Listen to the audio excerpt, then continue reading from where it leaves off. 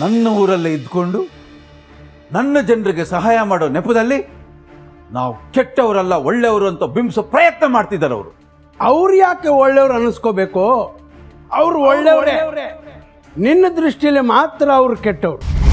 ಯಾಕಪ್ಪ ಯಾವಾಗಲೂ ಅವ್ರ ಪರ ವಹಿಸ್ಕೊಂಡು ಮಾತಾಡ್ತಾ ಇದೀಯಾ? ಅವ್ರು ಯಾವತ್ತಿದ್ರು ನಮ್ಮ ಶತ್ರುಗಳೇ. ನನ್ನಲ್ಲಿರೋ ಒಳ್ಳೆತನನ ದುರುಪಯೋಗ ಪಡಿಸ್ಕೊಂಡು ನನ್ನ ಹೆಸರಿಗೆ ಮಸಿ ಬೆಳೆಯೋ ಪ್ರಯತ್ನ ಮಾಡ್ತಿದ್ದಾರೆ. ಇಲ್ವೋ? ನೀನು ತಪ್ಪು ತಿಳ್ಕೊಂಡಿದ್ಯಾ? ಅವ್ರು ನಿನ್ನ ಜೊತೆಲೆ ಮತ್ತೆ ಸಂಬಂಧ ಬೆಳೆಸೋಕ್ಕೆ ಹಂಬಲಿಸ್ತಾ ಇದ್ದಾರೆ.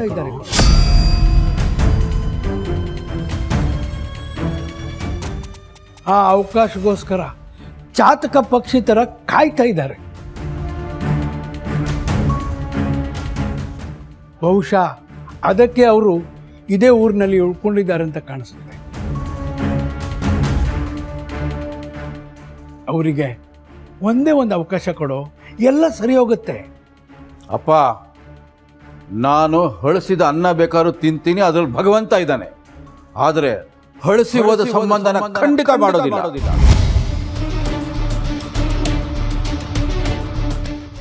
ನಿನಗೆ ಯಾಕಪ್ಪ ಅರ್ಥ ಆಗ್ತಿಲ್ಲ? ಯೋಚನೆ ಮಾಡಿ ನೋಡು. 25 ವರ್ಷಗಳು ಬೇಡದೇ ಇರುವಂತ ಕ್ಷಮಾದಾನ ಈಗ ಯಾಕೆ ಬೇಕು ಅವರಿಗೆ? ಯಾಕೆ ಬೇಕು ಅಂತ ಕೇಳ್ತೀನಿ.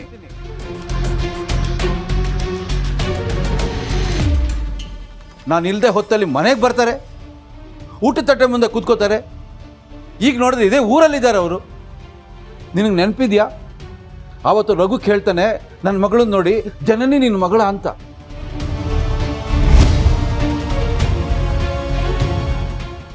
ಅವರೆಲ್ಲ ಏನೋ ಹೊಂಚು ಹಾಕೊಂಡು ಬಂದಿದ್ದಾರಪ್ಪ. ಅವರ ವಕ್ರ ದೃಷ್ಟಿ ನನ್ನ ಕುಟುಂಬದ ಮೇಲೆ ಬಿದ್ದಿದೆ. ನಾನು ಎಚ್ಚರಿಕೆಯಿಂದ ಇರಬೇಕು, ಯಾಮಾರಬಾರ್ದು.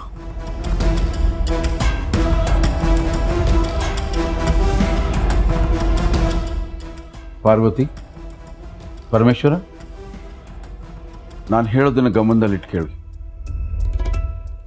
ನನ್ನ ಹತ್ರ ಅವ್ರು ಬೇಳೆಕಾಳು ಬೇಯೋದಿಲ್ಲ, ಅದು ಅವ್ರಿಗೂ ಚೆನ್ನಾಗಿ ಗೊತ್ತು. ನಾಳೆ ನಿಮ್ಮನ್ನು ಉಪಯೋಗಿಸ್ಕೋತಾರೆ. ಯಾವುದಕ್ಕೂ ಹೆಸಲ್ಲ, ಬಂಡ್ಗೆಟ್ಟವ್ರು ಅವರು. ಅದಕ್ಕೆ ಅವಕಾಶ ಮಾಡಿಕೊಡ್ಬಾರ್ದು ನೀವು. ಅರ್ಥ ಆಯ್ತಲ್ಲ? ಹುಷಾರಾಗಿ.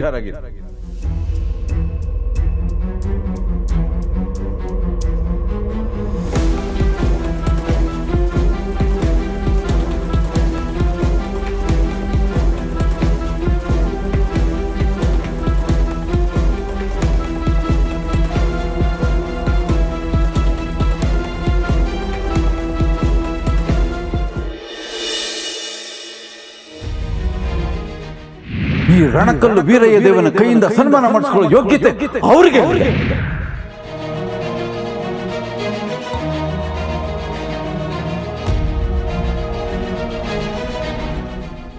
ಯಜಮಾನ್ರೆ,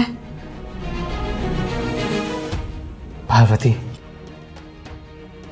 ಅಮ್ಮಂಗೆ ವಿಶ್ ಮಾಡಕ್ ಹೋಗ್ತಾ ಇದ್ದಾರೆ ಅಂತ ಖುಷಿಯಾಗಿದ್ವಿ. ನೋಡಿದ್ರೆ ಹೀಗಾಗೋಯ್ತಲ್ಲ. ಅದ್ಯಾಕೆ ನಮ್ಮ ಫ್ಯಾಮಿಲಿ ಕಂಡ್ರೆ ಇವ್ರಿಗಾಗಲ್ಲ ಅಂತ. ನಮ್ಮ ಅಪ್ಪ ಅಮ್ಮ ಅಂತದ್ದು ಏನು ಮಾಡಿದ್ದಾರೆ ಇವ್ರಿಗೆ? ಹೀಗೆ ದ್ವೇಷ ಸಾಧಿಸ್ತಾರಲ್ಲ ಪಾರ್ವತಿ. ಅಲ್ಲ, ನಮ್ಮ ಕಣ್ಣು ಮುಂದೆ ನಮ್ಮ ಅಪ್ಪ ಅಮ್ಮಂಗೆ ಹಾಗೆಲ್ಲ ಬೈತಾ ಇದ್ರೆ ಮನ್ಸಿಗೆ ಎಷ್ಟು ನೋವಾಗುತ್ತೆ ಗೊತ್ತಾ? ಯಜಮಾನ್ರೆ, ನೀವೇ ಹೀಗಂದ್ರೆ ಹೇಗೆ? ಇನ್ನು ಅಮ್ಮನ ಮನ್ಸಿಗೆ ಎಷ್ಟು ನೋವಾಗಿರಲ್ಲ ಹೇಳಿ. ಈಗ ಸದ್ಯದ ಪರಿಸ್ಥಿತಿಲಿ ನಾವಿದನ್ನೆಲ್ಲ ಸಹಿಸ್ಕೊಂಡು ಹೋಗ್ಬೇಕಷ್ಟೆ. ನಮ್ಗೀಗ ಚಿಕ್ಕ ಯಜಮಾನ್ರು ಮತ್ತೆ ಜನನಿಯವ್ರನ್ನ ಒಂದು ಮಾಡೋದ್ರ ಜೊತೆಗೆ ಅಮ್ಮ ಮತ್ತೆ ಬುದ್ಧಿಯವ್ರ ಮಧ್ಯೆ ಇರೋ ಮನಸ್ತಾಪನ ಸರಿಪಡಿಸಿ ಅವರಿಬ್ರು ಒಂದು ಮಾಡೋ ಜವಾಬ್ದಾರಿ ಇದೆ. ಹಾಗಾಗಿ ನಾವೀಗ ತುಂಬ ತಾಳ್ಮೆಯಿಂದ ಹೆಜ್ಜೆ ಇಡಬೇಕು ಯಜಮಾನ್ರೆ. ನೀನು ಹೇಳ್ತಾ ಇರೋದು ಸರಿ ಇದೆ ಪಾರ್ವತಿ. ಅದಕ್ಕೆ ಅಲ್ವಾ ಅಮ್ಮಂಗೆ ಹೇಳಿ ರೈತರಿಗೆ ಲೋನ್ ಸಿಗೋ ಥರ ಮಾಡಿದ್ದು. ಪಾಪ, ಅವರು ಕೂಡ ಈ ರೀತಿ ಅವಮಾನ ಆಗುತ್ತೆ ಅಂತ ಎಕ್ಸ್ಪೆಕ್ಟ್ ಮಾಡಿರಲಿಲ್ಲ ಅನ್ಸುತ್ತೆ. ಯಜಮಾನ್ರೆ, ಯಾವುದಕ್ಕೂ ಒಂದ್ಸತಿ ಅಮ್ಮನ ಹತ್ರ ಫೋನ್ ಮಾಡಿ ಮಾತಾಡಿ, ಆಗ ಅವ್ರಿಗೂ ಸಮಾಧಾನ ಆಗುತ್ತೆ.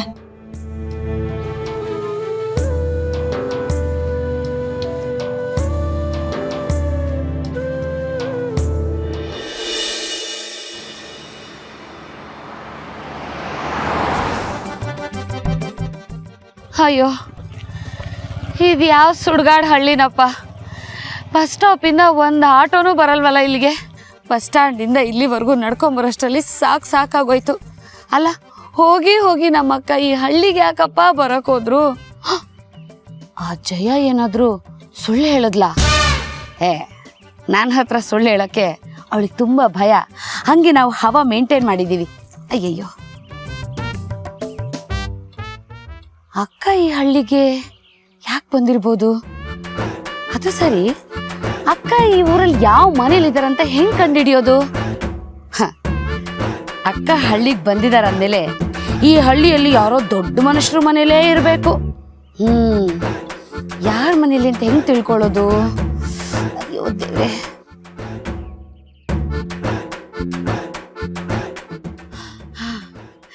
ಯಜಮಾನ್ರೆ, ಓ ಯಜಮಾನ್ರೆ, ಈ ಊರಿನ ದೊಡ್ಡ ಮನುಷ್ಯರ ಮನೆ ಎಲ್ಲಿದೆ? ಓ, ನಮ್ಮ ಈರೇನ್ ಮನೆನಾ? ಈಗ ಹೋಗಿ ಹೊಲಕ್ಕೆ ತಿರುಗಿ, ಅದೊಂದು ದೊಡ್ಡ ಮನೆ ಇದೆ, ಅದೇ ಅವ್ರ ಮನೆ.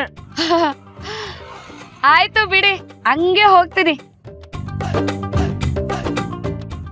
ಫ್ರೆಂಡ್ಸ್, ನಮ್ಮ ಅಕ್ಕ ಇರೋ ಮನೆ ಎಲ್ಲಿ ಅಂತ ಗೊತ್ತಾಯ್ತು. ಬನ್ನಿ ಈಗ ಹೋಗಿ ನಾವಲ್ಲಿ ಆಟ ಶುರು ಹಚ್ಕೊಳ್ಳೋಣ.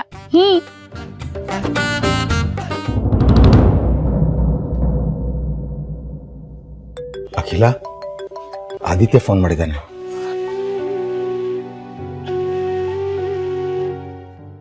ಹಲೋ ಆದಿ. ಅಮ್ಮ, ಹೇಳು ಮಗನೆ.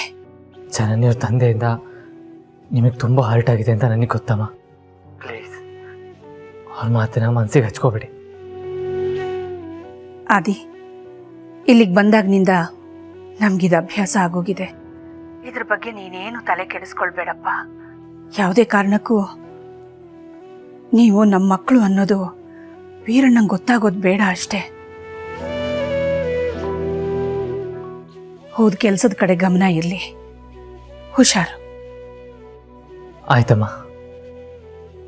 ಸರಿ ಮಗನೆ.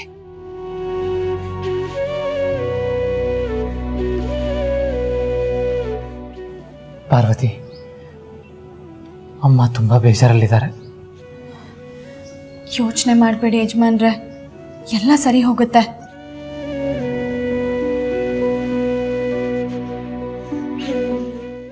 ಅಖಿಲ, ಯಾಕೆ ಆದಿತ್ಯನ ಹತ್ರ ಸರಿಯಾಗಿ ಮಾತಾಡಿಲ್ಲ?